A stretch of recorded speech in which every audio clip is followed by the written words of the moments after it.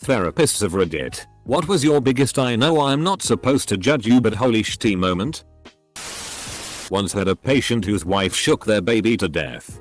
He wanted help reconnecting with his wife. At the time I was a young father of a newborn myself. And he triggered a lot of fear in me for my own child. A deep loathing of his spouse. And pity, the how pathetic kind, for the patient. I tried for 3 sessions.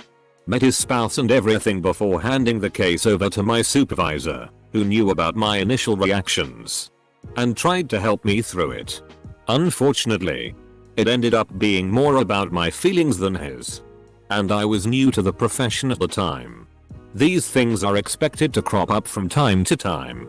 But I was still taken aback by my own reactions. I was once in my psychiatrist's office monthly. 15 minutes med check. She asked me what was going on some more as conversation. I told her that in the last 6 weeks. My 3 elders, aunt and 2 uncles, I was guardian conservator for had died one right after the other. My wife had a heart attack. My daughter attempted suicide. And my mom broke her hip and had laid on her floor for a week before being found. She drank and ate from the dog's bowls. I got that call within 10 minutes of setting up the last funeral. She stopped the meeting. Got on the phone with a therapist in the office next to her and had her postpone her next meeting to speak with me. I was so f'd up. I had no idea.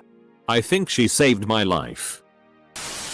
I feel like a lot of the comments saying that they never judge their clients might be working in voluntary services or they've been very fortunate in their client base. Judgment isn't an inherently bad thing. It's how we know that murdering people is wrong. So when a convicted pedophile client told me, nothing gets me going like a pair of little girls' worn panties. You better believe I judged the FCK out of him. I continued to work with him and I treated him with compassion and respect because he is a human being worthy of both. I did my job because I'm a professional. But I can't honestly say that I didn't judge him. I judge that he should never be around children. I judge that he is not yet ready for change. I judge that his access to his own daughter should be closely supervised. That's a lot of judgments. Understanding your own inherent biases and how they influence your work is a very important part of training and practice. Here's my most recent one. As the pandemic worsened here in the US and more lockdowns are on their way, one of my most extroverted clients and I brainstormed ways to meet her social needs while remaining safe. The following week she cancelled her session and told me that she's positive for COVID after attending an orgy. Which definitely wasn't one of our ideas. I let out the deepest, most defeated sigh after I hung up the phone. I do acute pediatric inpatient behavioral therapy. Has never happened with a child. And never will. Parents on the other hand can be real pieces of shit. And the way they abuse their children then throw them off on us and scream fix them. Clinical psychologist working primarily in forensics here. This means my clients are usually involved in legal proceedings, family court, juvenile court, criminal court, etc. My job is usually to evaluate or provide treatment. I'm not there to judge. That's the judge's job. But of course I have my thoughts. I am usually impressed by the justifications people make for shitty behavior. The one that irks me the most is when parents manipulate their child against the other parent. I've had to do therapy for a 5-year who said she doesn't want to see a parent because they haven't paid child support. Excuse me? What 5-year knows? Understand? Or needs to be worried about child support? Just checking in that nobody wrote my story. Opposite side. If that's accepted too? I was assigned to see the lead psychologist of the local hospital as I was severely depressed and had become suicidal. She literally rolled her eyes at me. Told me to grow up and said she could be having appointments with people who were actually about to kill themselves. Not me, who was already working with a team. This sent me absolutely spinning. Bottling everything up. Thinking I didn't deserve help and ended up in hospital 2 years later after an attempt. When they looked at my records, the hospital suddenly became very interested in any psychological experts I'd previously spoken to. Informed them of the above incident. They asked if I knew the name and I said I didn't. But they had a strong accent. They immediately looked like they were about to burst out crying. Apologized excessively, then informed me they had been fired a year ago. No idea how many people were affected by that therapist. OP. You mentioned you're getting ready to start therapy. I know we're different. But therapy was one of the best decisions I ever made for myself. It's good to have a neutral third party weigh in on what troubles you. And remember, you don't have to stay with a therapist if you don't want. Therapy, like any psychological treatment, is often more about trial and error to find what works for the individual than anything. Also, you'll get out of it what you put in. So be upfront, frank and honest with your therapist. That will help them work with you on determining the best therapy course for you. I wish you the best of luck. I joined in a review of a secluded patient and he threw a cup of wee and poo in my face when we opened the door. I tried to be objective about his experience, but I just thought, what a CNT.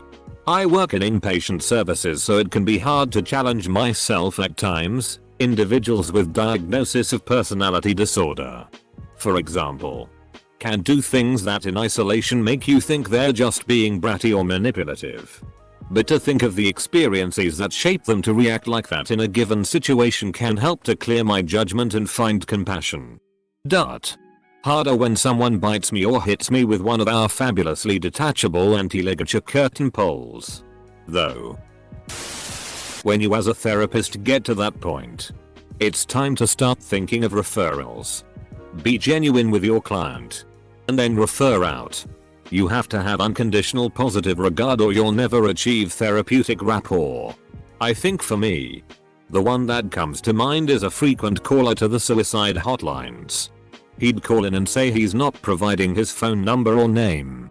He would just say that you had 10 seconds to convince him not to kill himself over the phone. Or he'd blow his brains out and it'd be your fault. Then he'd count down from 10 to 1 while you're on the phone talking. At 1, he'd hang up. I'm sure the whole point was to make me feel bad or prove some point. I don't know.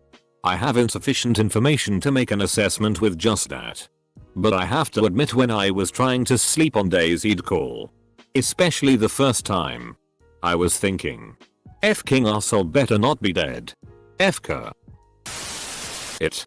Too many goddamn responsible professionals. I came here to read the salacious stories of how some docs went ham on patients and lost their certifications. Instead, all I've gained is even more respect than I already had for the back-breaking and sometimes thankless hard work these individuals do every day. Work I could never do. Not with any consistency anyway. Responsible jerks.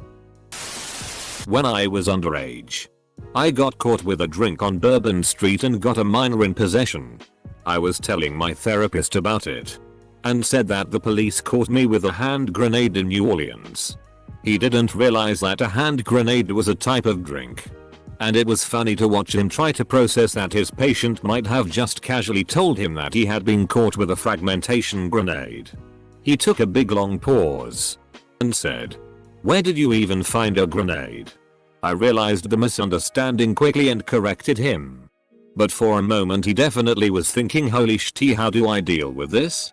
Therapist here. To piggyback on what others have said, it is highly unlikely for me to have moments where I judge my clients. It happens sometimes, but I'm able to shut down those thoughts quickly in my head and return to being present for the people I see. People are so incredibly complex that my judgment wouldn't have any meaning anyway, and it doesn't have a place in our work together. I will admit though, something that does get me feeling a little salty is when I have a client's parent that attempts to sabotage the therapeutic relationship I have with their child.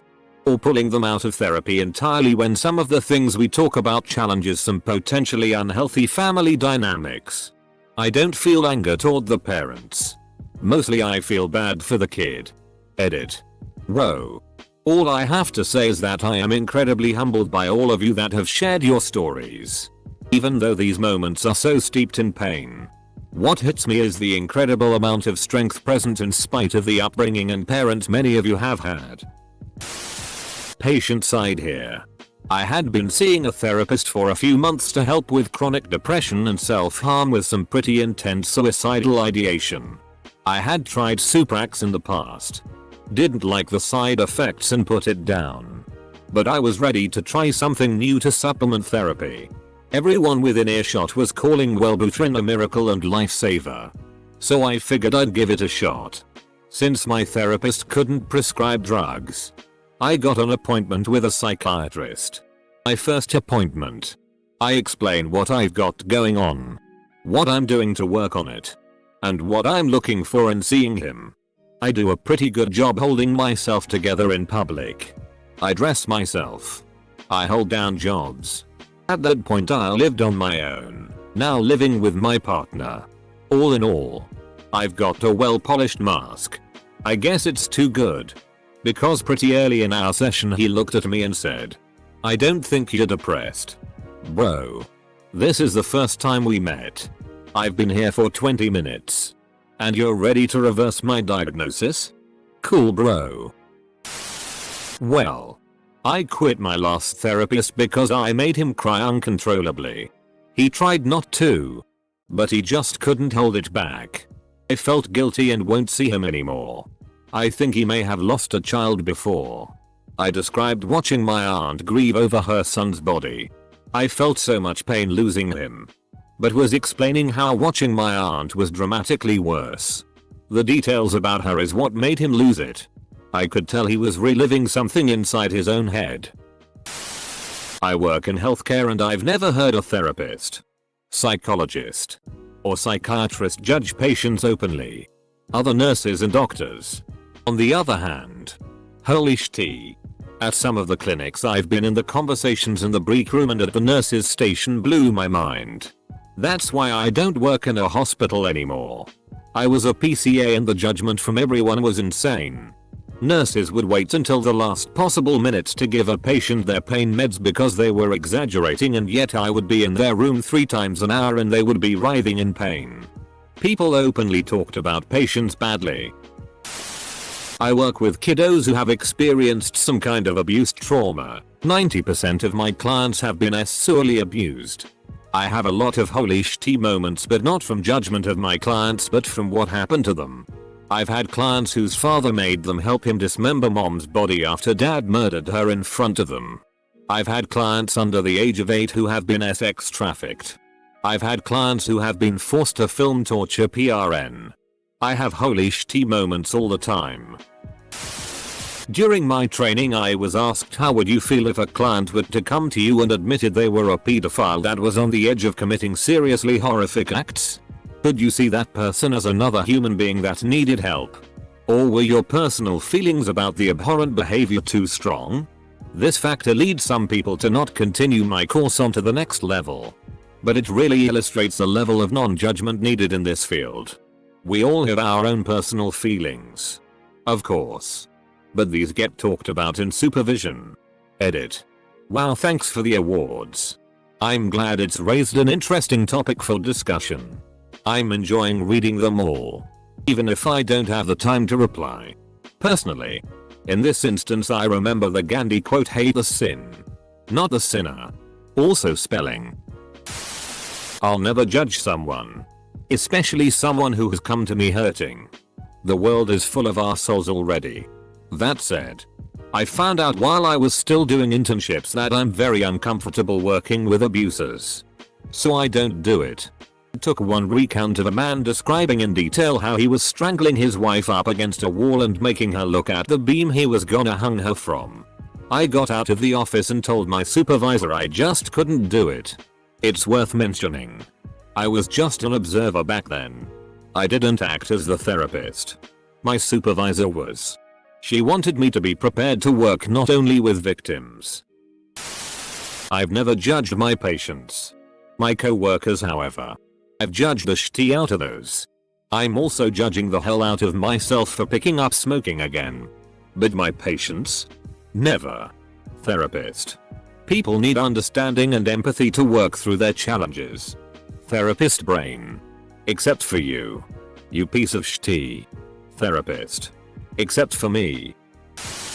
Not a therapist but a patient. Me and my fiance, at the time, went in to see if we could figure out how to make things work after he hit me. After our history came out and I divulged his infidelity etc, the therapist basically said no. There's no hope. You need to get help for yourself so you can get the courage to leave and end this. I was angry at the time but both therapists knew there was no point as he was as screwed up as it gets. Not a judgment, you kind of train your brain not to judge. Because you are seeking to understand and help. When you do those things, you can't simultaneously judge. We could all use a little more of that in real life, I suppose. I'll share this though. I do feel concerned about this recent phenomenon of young people I worked with self-diagnosing, sharing, and identifying very closely with mental illness. As if the pendulum quickly swung from never ever share your feelings to OMG. You're depressed? All of us are too. Life's challenges can be tough and they don't need a scientific sounding label to be valid and real. You are not your diagnosis. We can find validation and support in healthier ways. Edit. Thank you for the golden awards. And thanks to everyone for some really nice discussion. Two contexts come to mind. I often work with people in abusive relationships and it is incredibly common for people to go back to their abusive partners after leaving. Some studies show the average number of times someone goes back before leaving for good is 7 times. I know why people go back and I get that it's often a combination of manipulation, financial control, gaslighting, love, low self-esteem, fear, etc. But, man, it is hard to watch and appear neutral. I can say I am worried about their safety but I can't yell for FCK's sake. Stop going back. What is it going to take? Like I want to. The other situation isn't really judging the person, it's more judging OCD. But OCD is weird. The infinitely weird ways it can show up are so funny and bizarre. Again, I would never judge a person for having the intrusive thoughts they have or doing the compulsions that are somehow linked in their mind to those obsessions. But I absolutely judge OCD and constantly marvel at how creative and weird the human brain can be. I just wanna show up when some low effort text to speech channel covers this. Can I answer from the other side? I had something close to a mental breakdown after a painful breakup. Started seeing a therapist. It was going more or less well. At one point I had a sort of revelation about all my bullshit and about my own responsibility in the whole mess. So next session I'm actually thrilled to share this with the therapist. About how I finally see a bunch of my own problems in the way I interact with women. And which caused a relationship that wasn't really healthy from the get-go. I'm halfway through trying to explain this and the therapist goes, "Oh. You know. Women are weird." So that was that. I never went back. FCK that guy. Okay. Real therapist here. I got one. Some of my clients are shockingly bad at giving themselves credit. Holy shit. Like they might get a nearly straight A GPA in a brutal major while battling depression. Or overcome years of phobia and get behind the wheel again. Or write a little novel. Or raise a kid as a single parent with low income. Or build new relationships after being burned. Or cope with OCD well enough to hold down a job. And they'll talk about themselves as if everyone on earth is better than them. As if their accomplishments are worthless. And I know it's because of depression or anxiety or another condition. But I'm often stunned by how differently I see them compared to how they see themselves. A woman who deliberately kept getting pregnant because she enjoyed the attention. And then would immediately afterwards dump her kids with the foster system or in one case a willing relative. She had 6 kids at the time I met her. Obligatory, not a therapist, and this will probably get buried. But as a Yano man I really struggled with going to therapy. But it was the absolute low point in my life. And I have always dealt with depression but I can from the just get through it mentality. Well, I was closer and closer to not getting through it. I remember the first time I told my therapist that I was planning on killing myself. I expected the same reaction that men showing their emotions and vulnerabilities get. But she never did. Never even acted like it wasn't an option. She just talked me through it. Never acting like my thoughts or feelings were invalid. Sorry. Not exactly the point of the question. But if fear of being judged or anything is holding you back from going, please go. It could save your life. Is seeing a therapist actually worth it? My doctor has been telling me to seek one out for literally years, but I don't see how talking is gonna solve anything. Anyone that's been to therapy have any insight? I mean, if your doctor is telling you to, I'd say you should give it a try. Therapy works for a lot of people, and if it doesn't work for you, then you can find something else. Lol, no way. This is a great way to lose a license. I've been a therapist in California for many years. One day I got a patient. Don't remember his full name, but I'll just call him Michael. Michael came into me with a predicament. He told me that he was in witness protection for a robbery in Canada. He said he was forced to change his name and move to an entire different country with his family. He was insane. But in a kind of good way. I could tell he was loyal. But I did not know to who. I have since joined a television station, so I do not know what has happened to him. But I hope he's doing well. Commenting from the opposite viewpoint of this. I have quite severe OCD. With the counselor before my current one, I was just starting to open up about some really embarrassing obsessions. I told him about it. And he laughed. While I was being vulnerable. And nearly in tears. He did try to cover it with a cough. But failed. After that, it took over 2 years before I reached out to another therapist. I feel like if you're judging a client, you shouldn't be a therapist. Because you'll cause more harm than good. Not a single actual therapist replies. Because they are moral people and have codes, unlike people of Reddit who will use anything to gain the imaginary numbers. I first went into college wanting to become a social worker. I'm so blessed that I had an amazing professor for my first round of classes. He was a social worker for like 35 years, and he was the head of the sex offenders probation unit in a huge county in my area. He even was the head of the team when Amber went missing and worked with her mother. Think Amber Alert. He was so honest with us students, and he brought in so many speakers to teach us what the job is like. At the end, I decided a different career path because I don't have the incredible emotional strength needed to work with and help abusers. I am forever grateful and horrified by the things I learned in that class. Especially the firstborn stories he told. Instead, I'm going to become a foster parent as soon as I can and do my social work by providing a safe home where no one will be hurt. I will protect and love those children with everything I have. As a black gay therapist, it was realizing that Obama had never done anything for me. Still hasn't happened yet. 25 years in. I don't judge. Not while in session. Not while I'm working with clients. And I've worked with bestiality, incest, rape, murder, psychosis, delusions, NPD and BPD. Edit. I've worked with bestiality, incest, rape, murder, psychosis, delusions, NPD and BPD. Nice. How do you find time to be a psychologist in addition to all these? The F-King monster said that he liked to dip his Oreos in ketchup and mustard. I called the police, who called the FBI, who called the CIA, who called the Mafia, who called RoboCop, who called Rambo, who eventually captured this demon who is now on death row. His death sentence has been postponed 6 times because the executioners are too scared to be near him. Rumor is that we have transmitted a radio signal into outer space, calling for extraterrestrial help so that we may rid the universe of this filth. We haven't had any replies yet. God help us. As a therapist, you wouldn't put case details online. Ever. Am I the only one reading this hoping I don't come across anything my therapist might have written about me? Gentleman sat down for the initial consultation and said, I'll get right to the point. Doc, I've been married 5 times.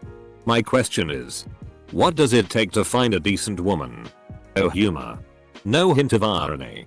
None. I kind of love that no actual therapist has answered this question. I guess I do judge sometimes. But never the patients who have serious problems. I have the hardest time being a good therapist for those with issues like I am so upset my husband only lets me have $10k a month for shopping. Or my kid gets B grades and I'm so upset. Or I feel so depressed because my favorite TV show is off the air. I realize that this may actually be the worst thing they've experienced. And everyone who asks for help should get it. But yeah, I judge. And that's not right. So now I work with veterans as well as ex offenders so that I can feel useful. And I never feel like I'm judging them. I feel like I'm serving my country and preventing horrific crimes. Now that I typed that out, I see I have some personal work to do on myself. It's never the things people suspect they're being judged for. A good therapist never judges you based on how much of a substance you use, how harmful your coping skills are, the things you've said and done that you're ashamed of. We exist to hear and recognize and help you with these things. You're worth it. Having someone see your value despite this. It's the parents that don't give a shit about their kids. I judge them hard. And I don't mean parents who are trying. Who are working to undo generational trauma and doing their damn best even if they're making things harder for their kid and all that trying. I'm talking about those parents, like people have mentioned here, that 100% do not give a shit about their child and actively make their child's life worse. As a child therapist, this is my snapping point. And the judgment comes rolling right out. Kids deserve better.